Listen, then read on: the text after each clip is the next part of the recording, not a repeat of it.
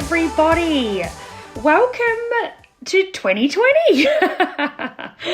Welcome to 2020. It is Psych Chrissy here joining you live for the broadcast tonight. Really important night tonight because I want to talk to you guys about obviously a very, very relevant event that we've got at the moment, which is devastatingly the bushfires and all that's going on with that at the moment. So I thought it was quite fitting to do my live broadcast tonight on something that we call in psychology land vicarious trauma. All right, and the reason why I want to talk about that is because I'm going to tell you what it is. I'm going to tell you what to do and how to cope better because obviously, you know, with the bushfires being such, you know, a major crisis and a major event in our hometown of Melbourne, Victoria, it's just something that it's affecting everybody. And I think that also with social media the way that it is today, we are consistently exposed to images and stories and videos, and, you know, there is actually nowhere that you can escape, you know, some of the things that we're seeing and some of the things that we're consuming in relation to the bushfire news and the events that are going on. So I thought it was very fitting tonight to just give you guys some strategies and talk to you about vicarious trauma, because that will just give you an understanding about what you might be going through right now as a result of being exposed to all of this information and imagery and videos and posting and all of that sort of stuff. So that's going to be my content for tonight. I just realised I do this every time I do a live. I forget that Facebook doesn't show me the bloody comments. Hang on, guys, bear with me so I can bring it up. But just while I'm doing this, you might notice on my post tonight, I've done a little bit of a call out for an organisation that I feel really passionate about called Wires.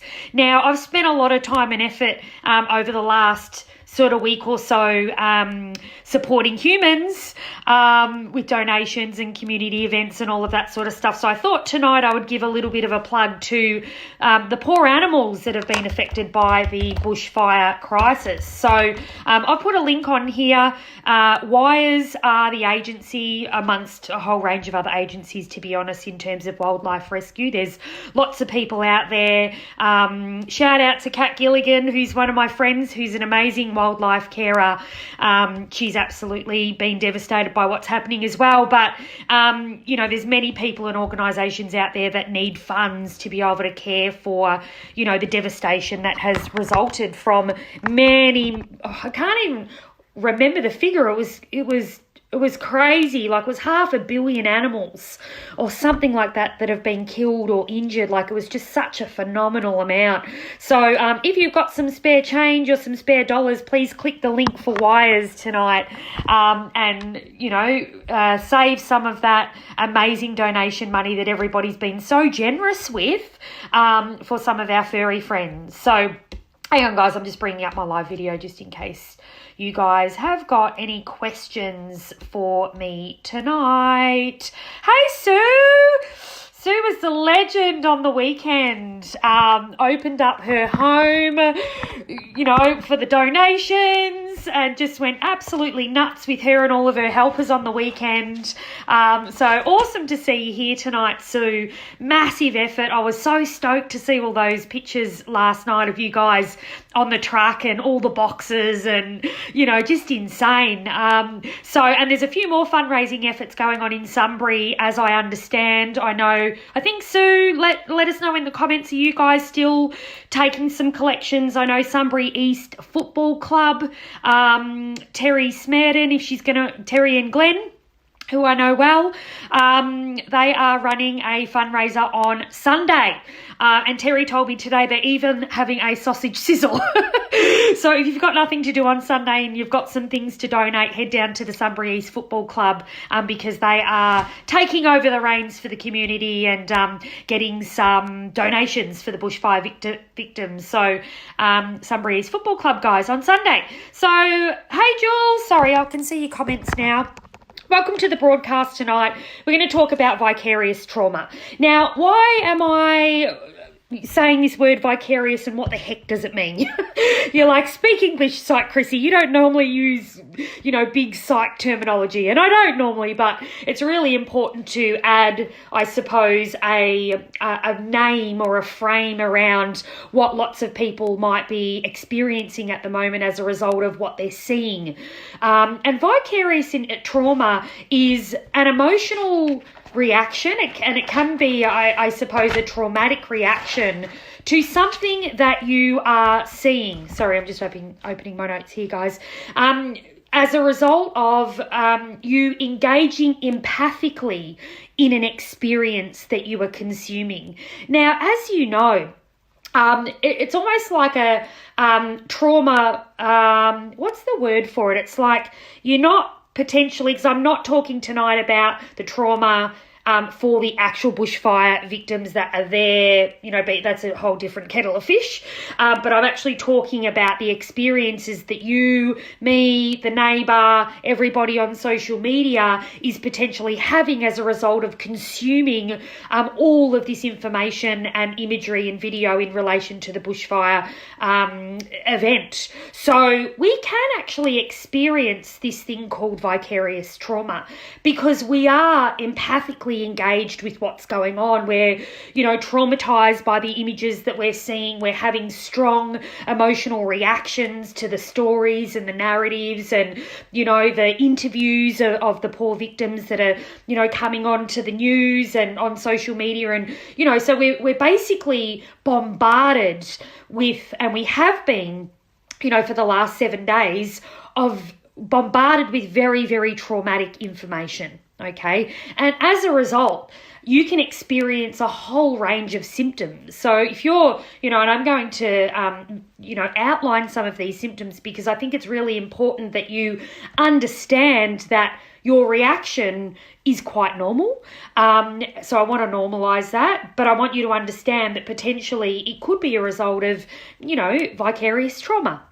So some of the common symptoms and experiences of vicarious trauma are quite high levels of sadness, distress, grief, and for a lot of people that might be consuming this content, you might feel a bit silly, sometimes. Like you might think, why am I always crying today? Or why am I, feeling so unstable in my emotional experience, when these poor, bushfire victims are actually living and breathing and, they're suffering as a result of what's occurred. And I'm just watching this through, the television. So it's totally fine. It's totally legitimate, to have the emotional reactions that you might be having to what you're seeing and hearing, and it's actually quite normal to have emotional responses to those things because we're humans, and we do have empathy and we do feel for people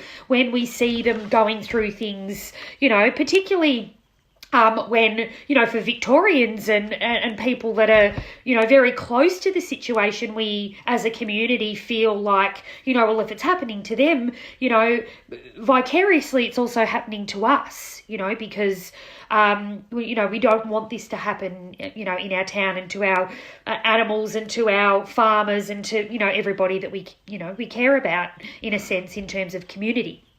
So it's very normal to have emotional responses to what you're seeing.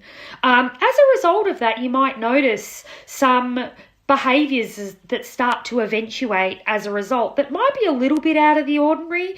So you might see an increase in alcohol use or eating or, engaging in behaviours that, potentially might be destructive or engaging in pleasure-seeking activities like alcohol use or eating more sugar or overeating or, ordering takeaway, whatever it might be, just as a way of trying to self-soothe and make yourself feel better as a result of seeing all of this, turmoil that's resulting at the moment. You might notice that your sleep's become quite disturbed as well, that you're just not being able to get a restful sleep, or you're waking up in the middle of the night, or you're laying awake, for hours and hours just thinking about, images that you've seen, or something that someone said on the news, or something that you just can't get out of your head.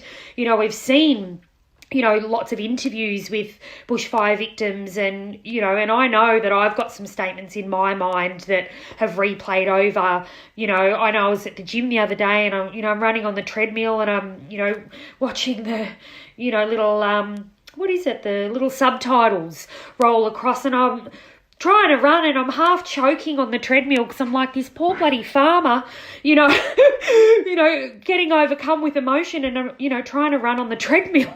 So it can get you anywhere, and like I said, it's quite a normal experience as a result of, seeing people suffering. But sleep disturbance can definitely be a big one. Another psych term, look out, I'm being all psyche tonight, is rumination, or a non-fancy word for that is overthinking, and going over things over and over in your mind. And, when we see things that are not necessarily very pleasant or that really stick with us, our brain has a habit of replaying that over and over again, as a way of just trying to process some of the turmoil that we've been exposed to, or some of the vicarious trauma that we're, our little brains are in overdrive trying to work through all of these, like I said, the images and the statements and the things that we're consuming every day, either online or on the television or on the radio or wherever that might be. So we might think about that a lot. You might find yourself at work thinking, why am I, sitting here? And, you might have strong sort of urges to keep poring over the content. So you keep searching online, and you keep all the news channels on, and because you just want to hear everything that you possibly can. Another symptom can be, social isolation and some agitation potentially in relationships, or just being a little bit sort of short-tempered, or, there's lots of, I suppose, behavioural indicators as well that, when we hear, see and consume distressing things, that it does actually have an impact on our behaviour. Okay, and that can be quite normal. So if you're experiencing some of those symptoms, it's nothing to be, and I'm going to share with you some strategies of how to manage some of this, but it's nothing to be frightened about. It's nothing to be, panicked about. It is just generally, a result of having been exposed and, somewhat traumatized by the things that we've been hearing and seeing over the last couple of weeks. All right. So what do we do about it? Okay, so there are a few things that are really important in terms of trying to nurture ourselves through this really, really difficult time in our community. So one of the things that I encourage, people to do is to reach out. Talk to people, talk to family, talk to work colleagues, whoever it might be around you. Talk about how you're feeling. Talk about things that might have bothered you throughout the day or distressed you, or, because I can guarantee you there'll be someone around you that probably feels the same way. So sharing those emotional experiences and being able to verbalize, what you're feeling and, share that with another person has enormous impacts on our emotional regulation, our coping skills, the way that we deal with things. And it's a hell of a lot healthier than just bottling things up and keeping it to yourself. So sharing is caring, guys.